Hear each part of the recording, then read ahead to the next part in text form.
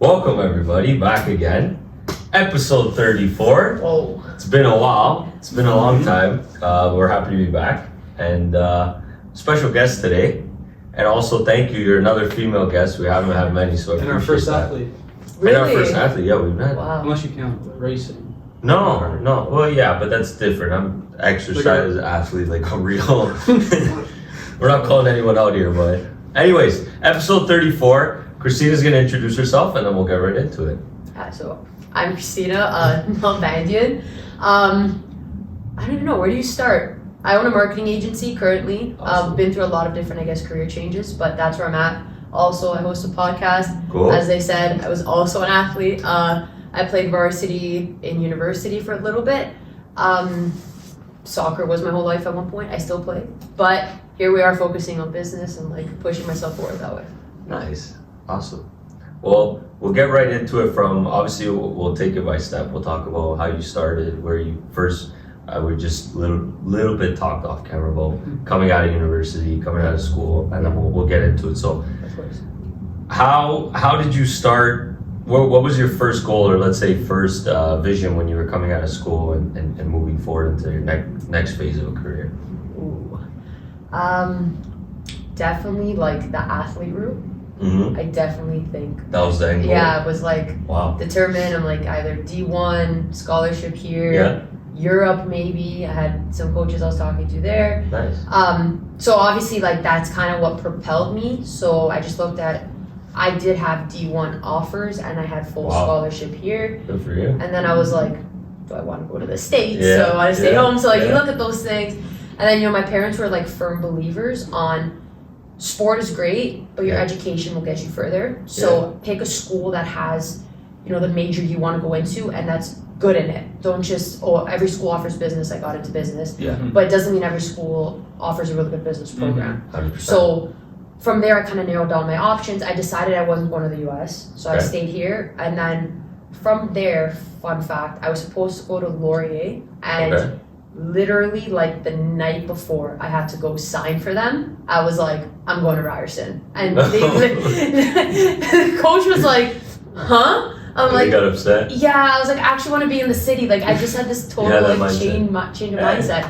But something about the city always attracted me from when I was younger. Yeah, of course. And I don't regret. Nothing wrong with that. No, and I don't regret making that decision. It was just down to the needle. So then I Yeah. messaged Ryerson. I'm like, okay, I'm actually gonna come now. So I had everybody sweating.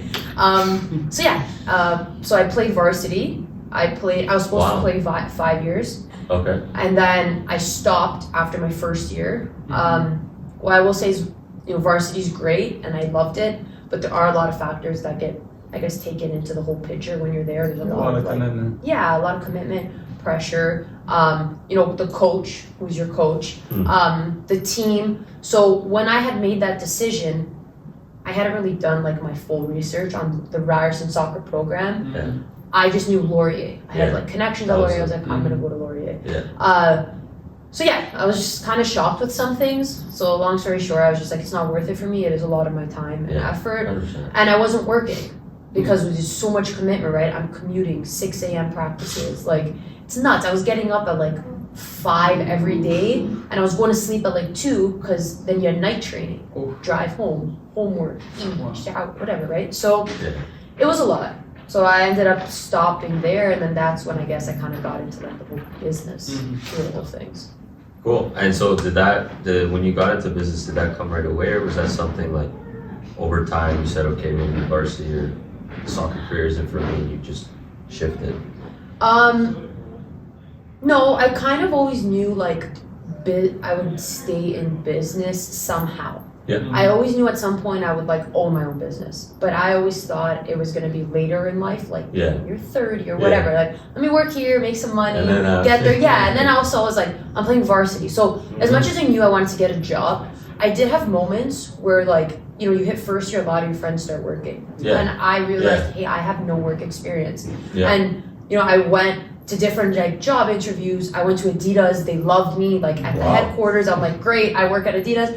She's actually, because of your schedule, we can't hire you. And I'm okay, so I'm just not working. So that was like tough, and obviously my parents For were sure. concerned in that sense. Yeah. Because, you know, Yeah. soccer only at a certain point will pay you, and as a For sure. female, we know it's not really like the best pay. For sure. So yeah, when I left, I kind of knew I would be in the business realm, but I didn't know where. I got really lucky. I had a connection through a best friend of mine of someone that worked at the bank, and Wow. she basically said to me like, I'm about to leave, you're looking for a job, like work at the bank. Wow. Yeah, and then I kind of laughed. I'm like, I can't work at a bank. Like, I'm so bad at math. Like, no way. She goes, trust me, it's easy. Like, they make it so simple for you. Yeah, sure. Yeah, but at the time, I'm like, Yeah, you don't bank know. simple. I'm like scared of the bank. Mortgages. Literally, I'm like, are you kidding me? Like, line of credits, Yeah. credit cards, like crazy. So, I ended up going anyways for the interview, and what sold me was my manager at the time, the interviewing manager. She was an Yeah. older lady, almost like literally like my mom. And I was like, wow, okay, I can work on Yeah. you. She loved me. Like the girl she was with had like left the room, and she looked at me. She goes, "I'm giving you the job. Don't worry." Wow. Because I was like so nervous. I was sweating. Yeah. And she's like, "Don't worry, you got it." I'm like, okay. So the girl came back. I'm like, all calm. So yeah, and then that's kind of how I started my career in the bank. And like Wow. I was there for almost 4 years. Wow. And how was your time there? It was good. I worked as a teller for 2.5 years, and then I worked my way up. I was financial advisor, and then I was in that position for about like a year-ish, let's say, and then I left. So I left 2021 October. So Wow. yeah, not too far. Wow. Yeah. Wow. Awesome. And so one of my biggest questions is like knowing now that you went from soccer and then you went on to sorry. You went on to being in a, let's say, a stereotypical job. Yeah. A position that's very common. Of course. Was there things that you took from the soccer to being in the bank? 100%. I think, well, I played at an academy growing up, so there was very like strict rules in place. Like it wasn't just, you know, show up when you want, or if you don't, it's okay, or if you're late, it's fine. Like, You taught discipline. yeah, it was crazy. Like, and my parents were very big on discipline as well. Yeah. So like, I grew up very structured, and then being in a system like that academy was also very structured. So it taught me a lot about just like etiquette, commitment, determination, all of that. What it also teaches you, I think, sports in general is like working through tough times, right? And like, it can be anything. It could be a tackle on a field. It can be an injury. I had countless amounts of injuries like in my career, and I had to come back from those. Like I was supposed to go play soccer in Europe. My own teammate clipped my ankle and I ended up in a cast before the trip.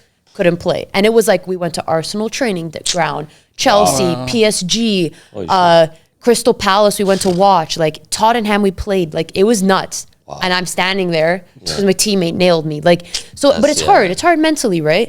So I think all of those little things in the moment I didn't realize, but after the fact, as I got older, I'm like, wow, it taught me to be mentally strong. And I think sports, that's one of like the biggest things it can teach you is like your mental strength and like your tenacity to keep going. And bringing that to the bank, there's actually a statistic they teach you as soon as you go. And it's 80% of people, whether rich or poor, are already nervous showing up to the bank. So you're already dealing with people in a high state of anxiousness. And then you're dealing with their money. And like, trust me, whether people are rich or poor, I saw both. It's not easy. Like, and I get it, you know, it's a very personal thing. People work hard for it. It basically determines what you can do in life. Big risk, But when you work on like the other side of it, yeah, it's weird. Your perception towards it changes. Yeah. Like I you used don't to see it like that. No, I used to like count out like $200, $300, $400,000 in cash, and we used to like ship it out. So like when I hold a $100 bill, it's not the value was lost, but in a way when I was working, it was. But when someone's giving it to me, that exchange is like, hey, I'm giving you my 100, put it in my account. So you fall in this thing of like, you kind of become a little more complacent and relaxed, and the other person's like, like, why do you look so like complacent and relaxed? So, you know, you get in a lot of like, there was a lot of, not altercations, but like tough situations. You know, you have to hold people's checks. They have to put food on the table.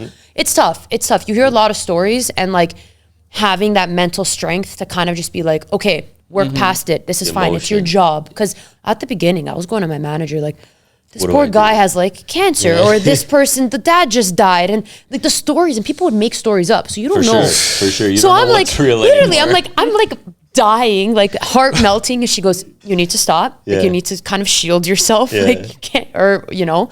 So yeah, but I will say sports really taught me the whole like being, first of all, on time. Let's start with that. Like you have to be on time. You have to be punctual. And at the bank, they take it very seriously, at least when I was there. And then mental strength. I think that it pushes you. I literally had a guy like lean over the counter, grab his check out of my hand, rip it and throw it in my face. Oh, wow. And you're just like no, guys, if I told you story, I could be here all day, but There'd be another podcast. Yeah, no, another podcast, bank stories. Uncensored. Like Uncensored. bank uncensored. You go viral. So it's nuts. You deal with a lot, but I would say like sports, when it came to me working at the bank specifically, taught me a lot when it came to mental strength. Sports, when it came to me owning my own company, whole different ballgame. Like I think it teaches you way, way more and you don't realize until you're in that position. Wow. Let's go into a little bit of that now because I'm curious. So now, okay, we went from soccer to the bank. And then what was your process like to say, okay, screw it, I'm just going to do it on my own now? When did this happen? How did it happen? Because everyone has a story about that. So it was 2020. Okay. So it was during COVID that time. time frame. Yeah, COVID time. To me, it was just the bank like was instilling rules that I didn't agree with. And it put me in a spot where like, I was like, okay, like, do I stay? Like, it's really secure here, you know, like there is obviously growth. It's a corporate structure.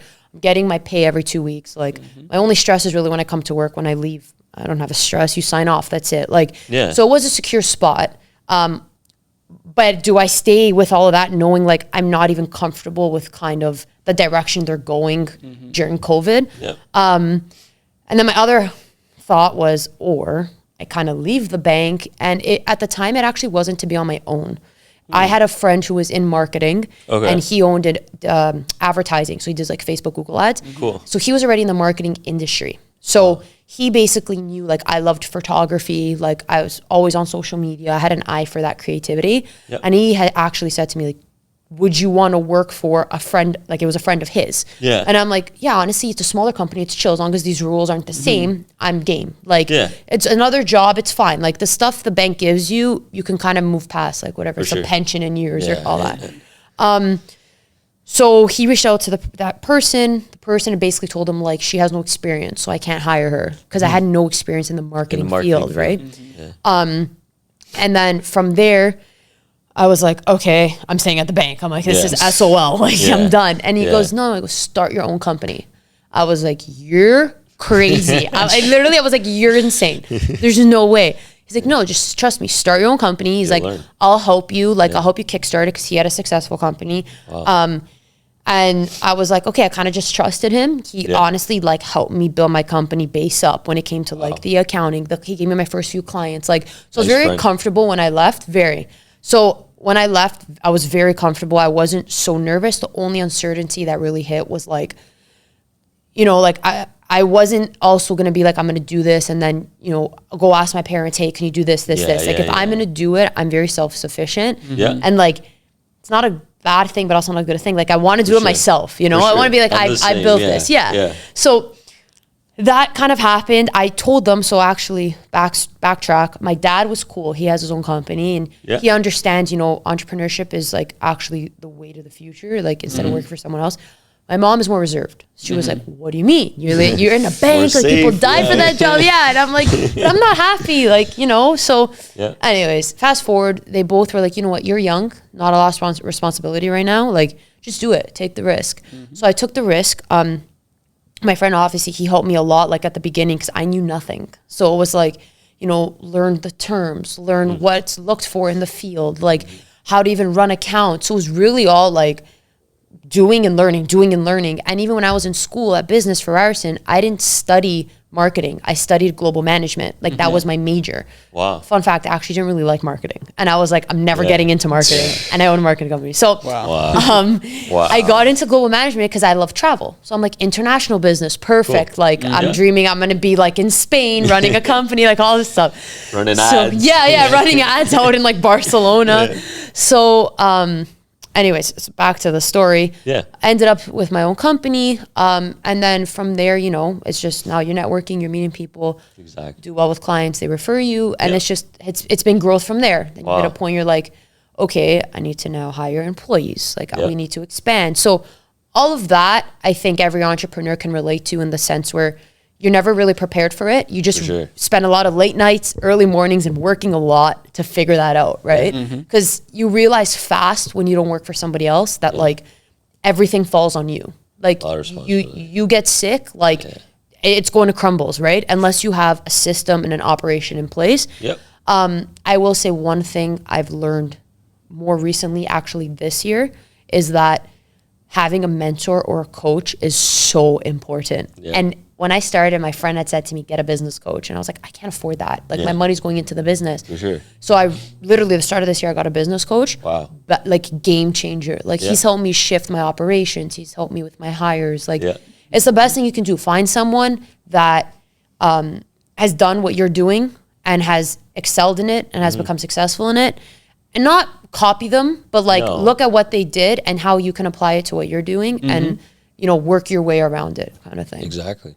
Yeah. You said it best. Yeah. I think it's the best way. They really don't teach you that in school, No, especially in business. No. not at all. And like even owning your own company, like I will say, okay, maybe there's a few things I learned. I'm like, wow, okay, Sure. I remember Never this. thought of before. Yeah. Yeah. But then there's a lot that you learn. I was like, hey, I did 5 years uni because I was supposed to play for 5 years. Wow. So I did 5 years of it and I own my own company. And I'm like, hey, but so much of what they taught me, first of all, I don't even remember. And second of all, it's like long gone. And the second of all, it's like, I learned more in literally playing sports and in real life Yeah. than I did like being at school. Yeah. It's just crazy. It's like I have a diploma now, but no one asks me, hey, like, do you have a diploma so I can hire you? Like, no, they look at the work and what you produce, right? Agreed. It's crazy. Agreed. Yeah. It's so true. I think it's shifted so much. Now it's more about the experience, what you've done, who you are, versus What you paper know. have on the wall. Yeah. Yeah. No, 100%. Because you could get people that are like book smart. Yeah. Have a conversation with them. It's like, it's tough. It's another story. It is. It's tough. And you feel like you're pulling teeth, right? Yeah. Yeah. But it's like, hey, kudos to you. Like, I'm not book smart. So Yeah, what you yeah. do is great. Yeah. But those are the people that will end up, you know, in like those roles of like Yeah. science, engineering. Like they know how to study. They know how to Exactly. excel at that. I think entrepreneurship, you have to be very personable and not someone that's just head in the books. Yep. You have to have a lot of sacrifice and like emotional stability to keep going because it's not sunshine and rainbows. It's, like, you know? it's not. And like you have to accept risk. Yeah. Like you need to Yeah. accept risk. If you can't risk on yourself or on what you're doing, Yeah. like It won't work out. not to buzzkill you, but like just No. don't get into a field on your own. You know, 100%. it's important. You'll take a lot of losses before you see a win. 100%. 100%. And so going into marketing, what was like the first, let's say the first moment where you're like, okay, wow, I made it. Like this is something I can take forward now. I would say acquiring my first customer. Yeah. Because like the first 3 customers I had, my friend helped me get. Because I was like, Okay. I'm not So they're quitting already unless I have referrals and customers. like- Right. yeah, yeah. So he helped me there. He kind of did the pitching. Nice. For me, it was my first customer after that. Wow. Where I actually felt confident to pitch myself Yeah. and like my talk and what I do and just seeing the reaction and Yeah. how it was received. I'm like, okay, I'm good. Like I know what I'm doing. I can do this, you Yeah. know? Because at the beginning you have a lot of like, maybe it's not for Ups me, and downs, it's not working, whatever. Especially because you don't know so like a lot at the time. You're learning, right? But yeah, that for me, I think it was that moment. And then honestly, even more recently, okay, it's like 3-4 years later, but I think you're still always have these moments For sure. as they come, right? For sure. And I think that is normal. right. So Yeah. for me, it was I just went to a business conference in Florida. Yeah, I saw that. Yeah, it was Grant. so cool. That's cool. So it was like a month ago. Wow. And it was my first one, like going and putting myself out there. Yeah. And I realized like, wow, like people were receptive to what I said. And Yeah. I had to actually sell myself in a situation Yeah. and no one's doing it for you. So it's like, if you don't believe what you're selling and what you provide for people, they're not going to believe in you. Yeah. And I noticed from the beginning of the conference, the way I was speaking, I was more shy and timid. Yeah. Towards the end, where I was like, bang, bang, bang. This is what I do. This is how it's going to help you. What's your logo? I can fix it, like whatever. All of a sudden, people are like, yeah, here, do it. At the Wow. beginning, it's like, I'm like, yeah, I own a marketing business. Like, you know, they're like, okay. Okay. So what else? what are you going to do for me? Like, so Wow. yeah, I'd say those two for sure. Wow. And so would you say like from that conference, it was a big networking opportunity, or was it more of like a learning aspect? Or both? I'd say both. Yeah. But I'd say being my first one, more learning than networking. But that also falls into, so I'd spoken to a lot of people that had went to that conference in years prior. Yeah. And they did say that the one this year was like not the best compared to previous years. Oh. And also just when it came to like the crowd that was there, like I met one guy, I'm like, hey, like what brings you here? As soon as you say you're interacting, right? Yeah. He's like, oh, like I live in the area. I knew there was a conference. Like I literally bought the ticket a day before. I'm like, you just came to socialize. He's like, yeah, because I knew there's gonna be all people. I'm like, jeez. I was like, okay, like nice to meet you. Nice like, to meet you, thanks. yeah. So it was definitely interesting. Like in that sense, like the crowd, you definitely have to pick and choose who you speak to because not everybody is that person. But learning experience in the sense where it was my first time I really had to put myself out there. I was putting in an uncomfortable situation. And when you're uncomfortable is when you grow. For as long as you're comfortable, you stay complacent. And like you will never move forward. And that's why a lot of people stay in secure jobs because they're complacent, right? No one's going to take that risk, put themselves in an uncomfortable situation. So I'm uncomfortable. I'm there. I'm like, hey, I spent a lot of money to be here. Like, give me something. I got to do something. So it was cool. Like we heard a lot of cool speakers as well, but I will say the value provided from the speakers, I think could have been better in the sense of a business aspect. They were more just like entrepreneurs from different, like Mike Tyson spoke, the guy facing McGregor, Michael Chandler, he spoke, Arnold Schwarzenegger. Yeah, he spoke. Wow. So all these guys spoke, which is cool. Yeah, for sure. But it's kind of the same story of like you have your downfall in entrepreneurship, rise up, be yourself, be who you are, you push through. John Maxwell spoke and he's big when it comes to leadership. I had no idea who he was, embarrassing to say because there's people that know who he is and they're like, what do you mean? So he spoke and his was actually very directed at you in the sense of like a business conversation. So I think from his talk, I learned the most. So for me, it was just like, I'm spending all the money to be there. I wish there was more like business-driven talks. Focus, But there was people that told me, because the conference was Grant Cardone's conference, and there was people that told me that his workshops are more specific and like there's because there's like a marketing workshop, a sales one. So when you go to those, people kind of know the goal. So the networking is a bit more amplified there. But it was still cool. Like I networked with a lot of people, but I will say like if I go back, I'll buy a higher tier ticket because the higher tier tickets, like they have specific networking events and like parties and like, you know, hangout area. So, you know, and then you walk around with this lanyard. I have the lowest tier ticket. This guy spent 20 grand to be here. He's like looking at me. So the first night, obviously people are looking at that and they're like, I'm not going to talk to you.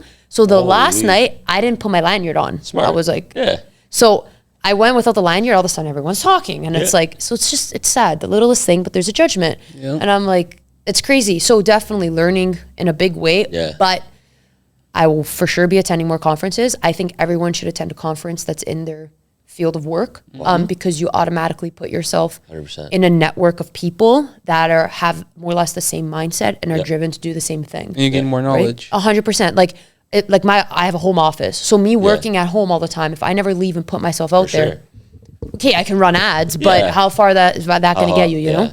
So Wow. That's so cool. It's similar to like in the hospitality industry. We have, instead of a conference, it would be like a trade show. Yeah, didn't you just go? Yeah, we did. We went to a trade show in Milan. But like the ones here we do is like you actually exhibit, you show face, you put the lanyard on. And it's funny you said that because like same with us, instead of like a tier, it would be a lanyard and it says your name, your company and everything. So a lot of customers don't want to show their company. So they'll take it out or they'll put a fake name, no company, and you don't know. So they want to see how you're going to treat them differently compared to someone who shows the company name. Well, that's fair. I respect that, to be honest. Because, you know, everyone should be treated the same. If a sales guy comes up to you and you're talking to Trump versus Joe Blow from Vaughn, it's different. It's true. It's true. That's actually crazy. One little lanyard can make such a difference. It's a necklace on a show. Like it's and they make you wear it. It's like have it on all the time, and I'm like, okay, it's on all the time. Scan in, scan to get in. So it's definitely cool. Wow, but that's crazy. I wonder if they'll ever change that system, but I hope so. Honestly, with the way the world's moving, though, when they try to like speak on equality and like making things fair, I don't think it'll be soon because it's something so simple like For a sure, lanyard. yeah, it's But not. I feel like if enough people speak up about it, Sure. there needs to be some sort of system. Like your name, to me, it should just be your name Yeah. and the QR code, whatever you need to Yeah. get in. Why do you need to show my tier? Yeah, like how much you spent. How much I spent? Like, Yeah. what does it matter? If I could be starting out, but I could provide a better product than For someone sure. that spent more. You don't know, For right? sure. It's just like a ranking system. Yeah. And it's more for them than anything, right? Yeah. And for the people that spent 20 G's to be like, ah, Hey, I spent even in 20 a different Gs. color, like ours was like, I think black, theirs was red. And you're like, whoa, Wow. you're serious. The red club. Yeah, the red It's like club. high school. Yeah, literally. It's like high school. It's crazy. Wow. Yeah. That's cool. And Yeah. so going back to more marketing Yeah. and running your own business and so forth, what's the biggest thing you learned like as an entrepreneur now? Because you're on your own, you don't have anyone, you know, that's above you, Yeah. a position that you have to look up to. So everything's on you, whether you wake up today and work on it, whether you don't wake up today and work on Yeah. it, like you said earlier. So what's the biggest thing you learned from that? Self-discipline, Yeah. for sure. Yeah. Self-discipline. Because self-discipline and self-help. Because in a self-health, Health, not okay. help, not Yeah. help. Self-health, that's tongue twister. Health, because my company will function as good as I'm functioning. If I'm 100%. functioning broken, my company's going to function broken. Yeah. And that's me being the whole company and me having employees. My employees look up to me. So Yeah. it goes to, you know, the kind of leader I am, what I put out there. Yeah. So that's one. Two, self-discipline. At the beginning, I'm not going to lie, it was like kind of a freedom world. I'm like, sure. I don't have a manager. I Yeah. could take so many sick days. Like, it's just crazy. It's great. Could go to the beach, work from the beach. Like, it's fun, right? Then you realize, like, everything kind of catches up with you. sure. And I'm like, hey, I'm taking a lot of days thinking I'm working. I'm really not. I'm just checking things. So you kind of hit like a down and you're like, Okay. hey, I need to wake up and get on it, or like my company's going south and I'm going back where I came from in the bank. Like, so self-discipline for sure. Get up every day, keep yourself accountable. For me, I found too, like changing my environment. Sometimes being at home all the time made me a bit complacent and like go get a snack For or sure, you go to feel like in my comfortable, room. Yeah, yeah, it's chill. yeah. Now I'm like, hey, if I find myself doing that, go to a coffee shop, go to Starbucks, whatever, Yeah. and Yeah. putting in the extra work, you know? And I Yeah. think that comes from sports. You're only as good as the work that you put in. Practice, Exactly. practice, practice. But if you're the last person to leave, the first person to show up, you're hustling, like you're going 100% at practice, everyone's slacking off, like You get the you'll bigger play better. advantage. Yeah, 100%. So same thing in an entrepreneurship, right? No matter the niche, I'm in marketing, it's dense. Like there's so many different companies.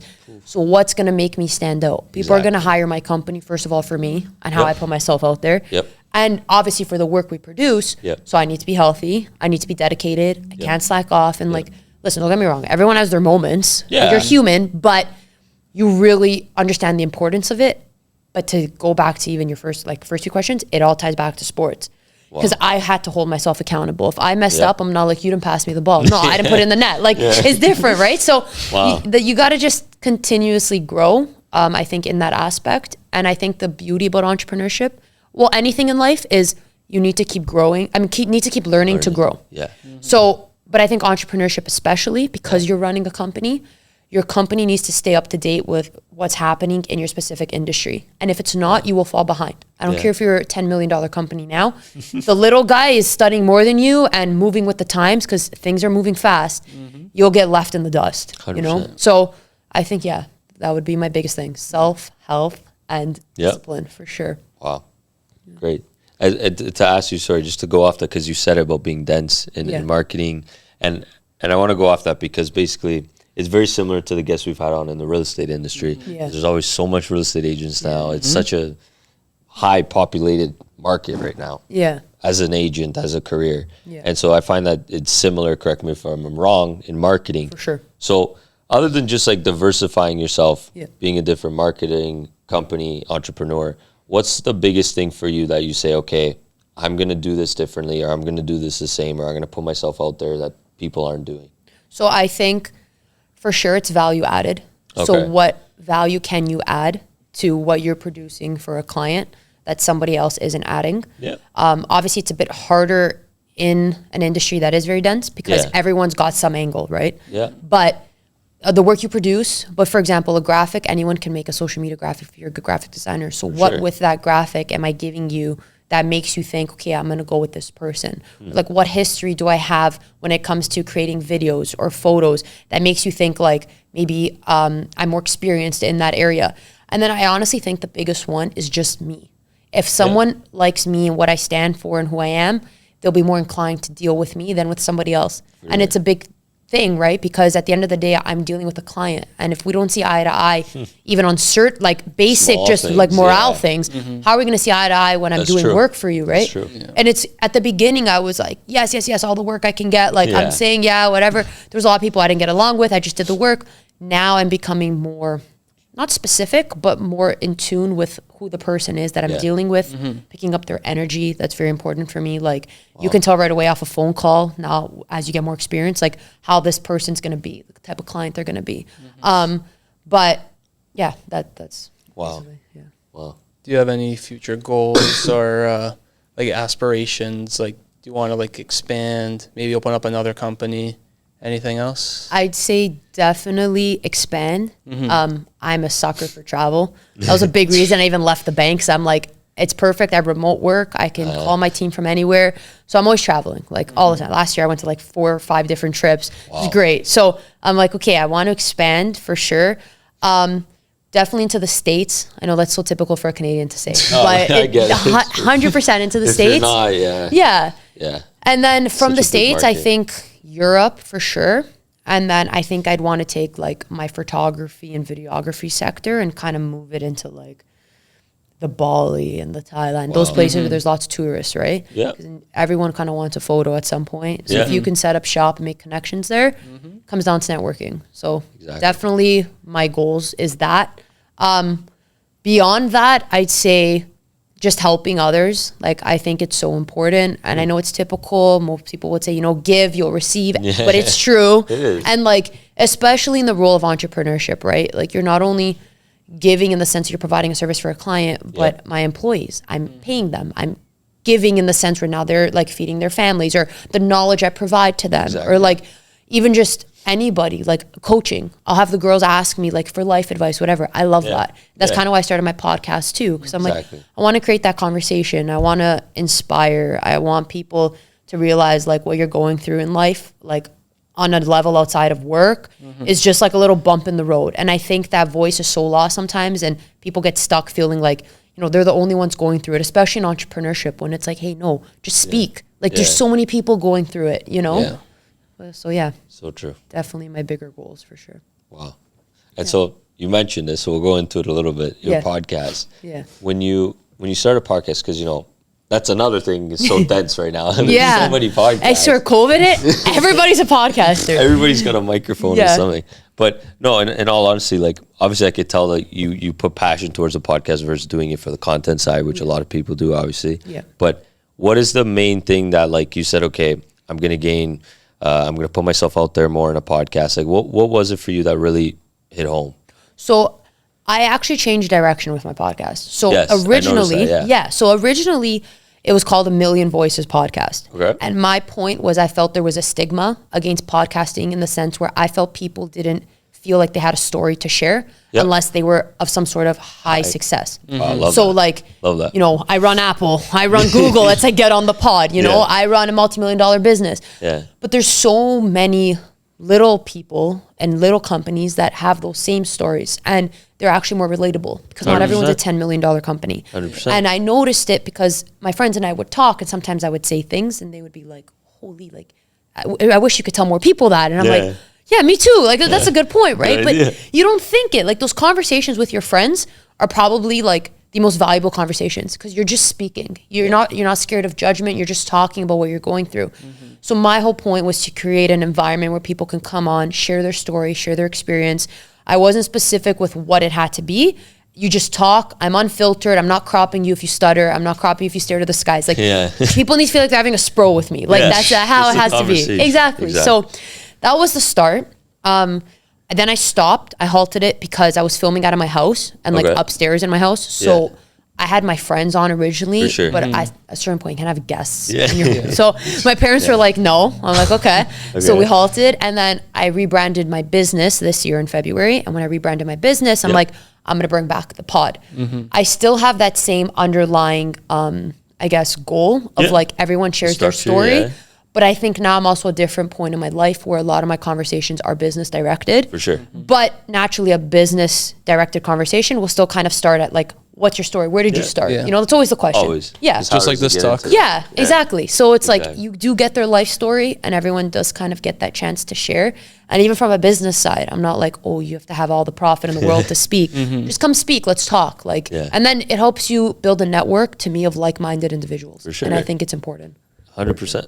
And I think that's like the most interesting thing from a podcast standpoint is like the connection side of it and the networking side of it that people don't really see, right? Like, you know, you see the camera, you see the clips, the reels of this, to that, but when it's out there and then the afterwards, and it's like, oh, you had this person on, oh, I had this person on, or oh, I talked to her about this, I'm going to call her tomorrow because I want to get this done. Like, it just, there's such a connection aspect to it, which is interesting, 'cause especially for marketing, it's such a big factor, because podcasting in a sense is a marketing, not tool, but like there's so much marketing aspects to it that's involved. For sure. Right. And like, even just the sense of, you know, me saying, I kind of sell my business. Like people will, if they like me, they'll like my business. I can't have 10-hour conversation with everyone, but I can have podcast clips or like be on people's podcasts where I share my views and like my values. And like that helps, you know, your voice get out there. And that's a big deal in business. It is a marketing tactic, right? So as much as you're doing it to help, you're doing it to market yourself, you're doing it to make a network. I think it really targets a big variety of like different topics. And also, like, I know we joke, like, everyone became a podcaster. But, like, in a way, though, I respect it. Because, like, everyone has the confidence to get on a mic and talk. Like, like, tell people this, like, 10 years ago. They'd be like, I'm not a radio host. I'm not announcing games. Like, you know? So, yeah, it's definitely cool. It's true. And you'll never know, like, when, like, that small company or business owner will, like, one day become big. And, like, they'll never forget that you, like, gave them one of their first breaks. 100%. And, like, that's why I'm, like, obviously, even as a smaller podcast, just, like, whoever wants to come on. Like, it's not, there's a requirement. You have to have this. We need to speak about this. Like, just come chat. Like, just pretend we're hanging out. I tell people, don't even look at the camera. Like, just pretend we're talking. You feel natural, right? And you get your voice out there, and it feels good.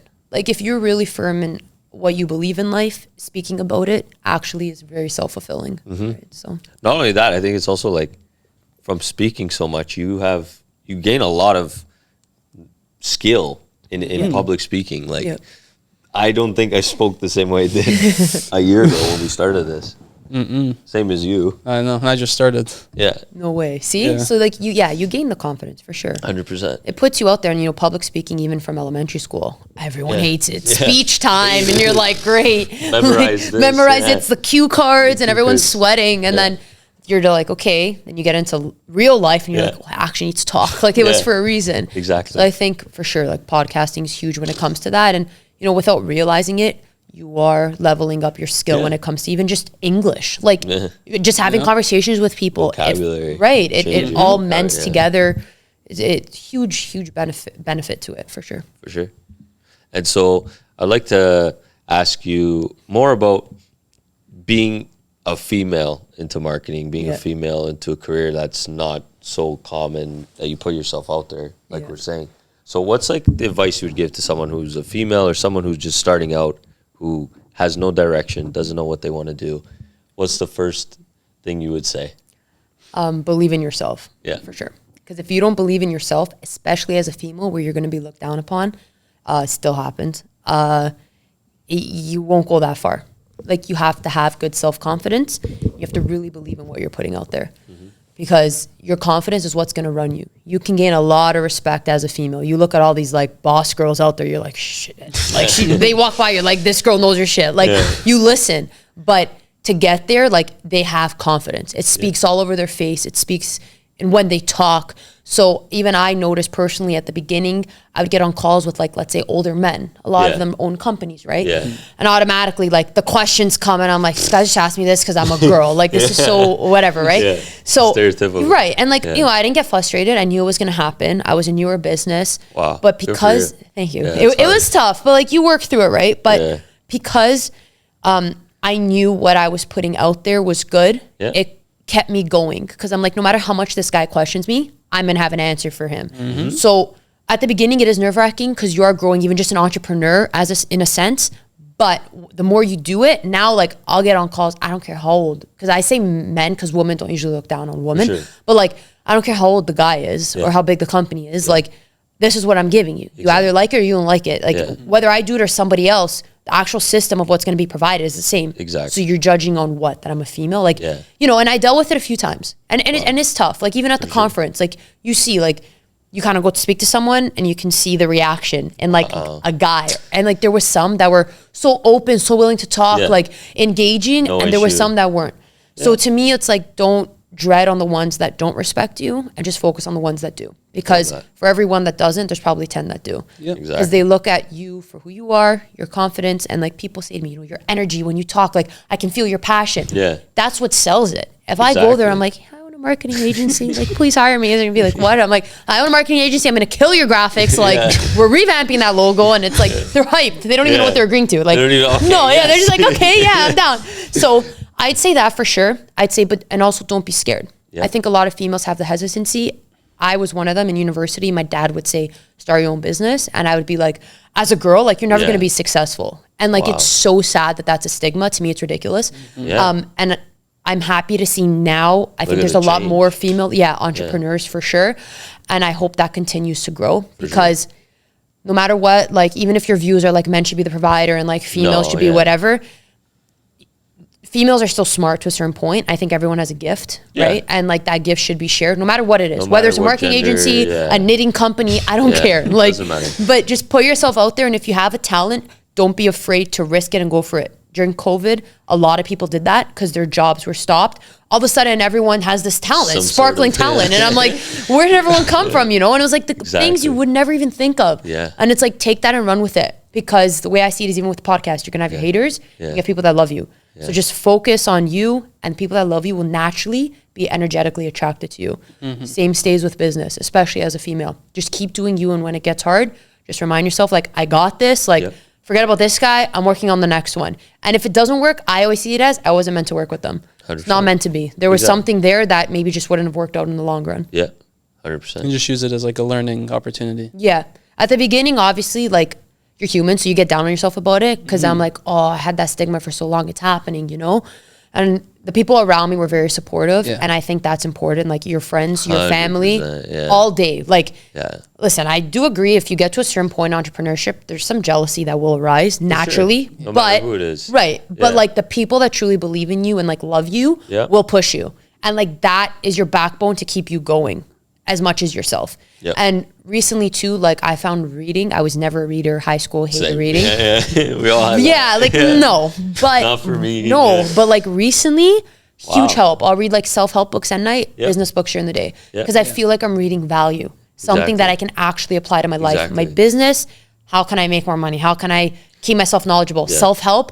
Okay, as an entrepreneur, there's books literally dedicated to female entrepreneurs. There's books dedicated to entrepreneurs, whatever. Like find what works for you and, you know, what will uplift you, you know? Because there's people out there that have been through what you've been through. Or like, even I've searched the web. I've searched up different female entrepreneurs on Instagram. What are they talking about? There's always someone ahead of you all the time. And you want that because you want someone to look up to. You also kind of want someone to chase, you know? Exactly. So yeah, I'd say, but confidence is key, 100%. You have to be confident. Especially if you're putting yourself out there. And like you can't care. Like even just like in the sense, like what you wear, let's say, like hold yourself a certain way. Like, I don't know, I like wearing bright clothes. Like I'll wear it. I don't care what you say. Because at the end of the day, it's not going to change my company and like what I provide to you. But it shows I have confidence to rock what I want. So like just those little things in everyday life, you know, work through it. I think we build in high school a lot of like self-conscious thoughts about ourselves, right? Like everyone can pick out one thing that caused them a problem in high school. I don't care if you're popular or if you weren't. No, for sure. So it's like, first of all, working through that. And then when you get to the point of like, let's say being an entrepreneur. Okay, what did I learn from that? Because that's a big learning curve. How can I apply it here? And now how can I work through maybe the new things that have come up instead of sulking in them maybe like you did in high school and like let them get to you? Because I have a business to run. I can't sit here all day and cry about this guy hating on me, this person didn't like what I said. Like, okay, it didn't work. Move on, you know? Exactly. But it's tough. It's easier said than done, for sure. For sure. And for sure you grow with it too, right? Yeah, so, 100%. Wow. And so let's go into more what we talk about, the balance, the podcast, lifestyle. Definitely want to hear this from you because you're different, you're different perspective, different background. So what was something, you know, you went from very different careers or very different positions in your life. Yeah. Whether it's soccer, coming out of university for 5 years, bank, and then back to marketing, entrepreneurship. Yeah. So did you have a balance in any of those four, or was this something that you grew over time? Or do you even believe in having a balance in the first place? I think definitely balance. You need to have balance for sure. I think a lot of balance was taught to me when I played soccer, because I had to balance school and soccer. Yes. And that's where a lot of people, you know, fall off in high school, especially. Sure. And they give it workload. And they're like, you know, but that's where the dedication kicks in. And it's possible. People say they don't have time. Like, you have time. Like, you could do it. I just had very late nights. I had early mornings, but I knew if my end goal at the time was become a soccer player, I had to stick to it. I also had to get good grades. Like, so you figure out balance in that, and that's where I think sports is very beneficial. I know people that didn't play sports or didn't have an extracurricular in general. Okay. And you can see the lack of balance a little bit when it comes to like not knowing how to manage a lot at once. So I'm very grateful for that. Now I think the balance shift is focused more towards, honestly, when I was at the bank, that's all I had to worry about. So it was like my bank and friends, so it was fine. But now it's like business and like social life. And most entrepreneurs goes business, social life. And you're like stuck, right? So definitely at the beginning, I actually went kind of social life is back. Like, well, because it's like, I had all this freedom. I heard that, wow. I had all this freedom. So I was like, I'm going to go to the beach. I can work from the beach. Like I can go here, whatever, right? So, and I didn't have a lot of clients at the beginning. So it kind of like worked, right? And then at Fast, I'm like, business. That's why I'm not at the bank.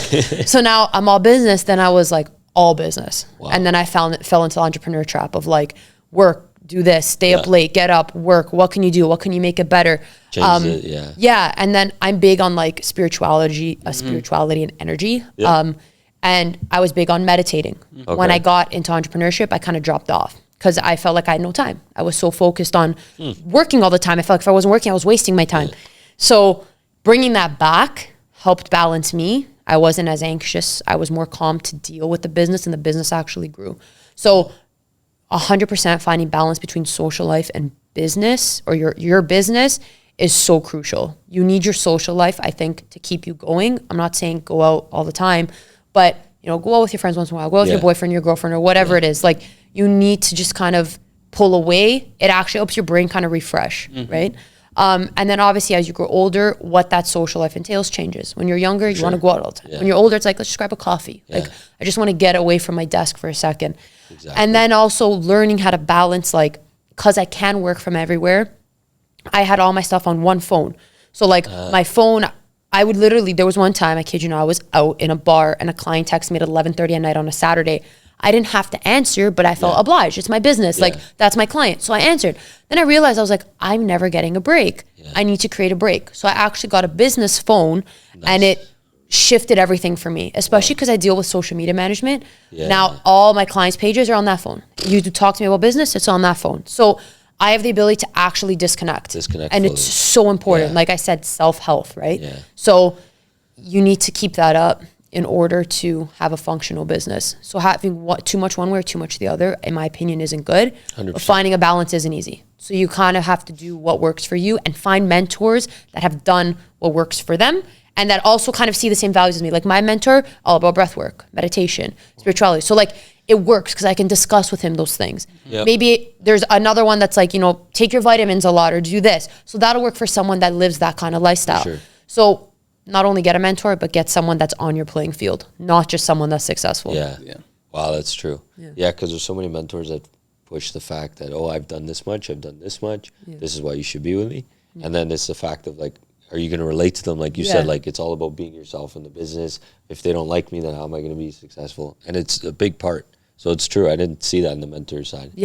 For sure. If you don't vibe with them, like you're not real. You can agree with what they're doing on the business side, but on their personal life, like if you don't agree with what they're doing, you're always kind of have a resistance, right? Because you're like, hey, I don't fully vibe with you though. Like I don't agree with the way you're doing things. So it's so crucial for sure.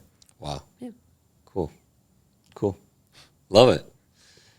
Well, Well, thank you. Episode 34. Thank you guys for having me. Guys, we're going to put everything linked on all the social media, all the platforms. You can check out her podcast, her marketing, and everything about Kristina. So be sure to check it out. Tune in on all platforms. Episode 34. Thanks for coming out. We appreciate you. Thank you. And another episode. Awesome. In the books. In the books.